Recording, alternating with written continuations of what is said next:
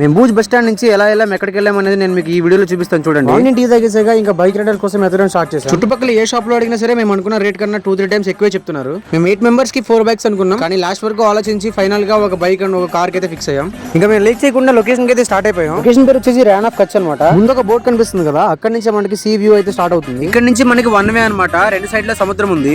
Location అయితే మేము expect చేసిన దానికన్నా చాలా బాగుంది. ఆఫ్టర్నూన్ 2:33 అయినప్పటికీ సముద్రం వల్ల చల్లగా గాలి వస్తుంది. మేము దోలబీర్ అనే ఒక విలేజ్ దగ్గరికి అయితే వెళ్తున్నాం, ఎందుకంటే అక్కడ నుంచి మాకు చుట్టుపక్కల ఉన్న లొకేషన్స్ అన్ని దగ్గర. ఇంకా విలేజ్ లోకి ఎంటర్ అయిన తర్వాత చిన్న రిసార్ట్ తీసుకుని అందులో లగేజ్ అంతా పెట్టి ఫొటోస్ కోసం అయితే బయటకు వచ్చాం. అందరూ ఫొటోస్ హడావిడిలో ఉంటే ఈ లోపు సిద్ధు ఒక చిన్న మినీ బ్లాగ్ అయితే స్టార్ట్ చేశాడు.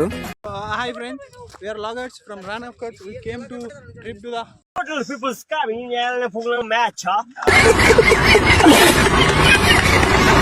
వీడు మాట్లాడుతూ వెళ్ళి చరణ్ గారిని పలకరించాడు. చరణ్ గారు చూడండి ఏమన్నాడు. RCB Perry.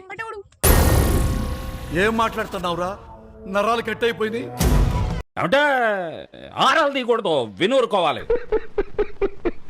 మార్నింగ్ నుంచి ఏం తినకపోవడం వల్ల అందరూ ఆకలితో ఉన్నారనమాట.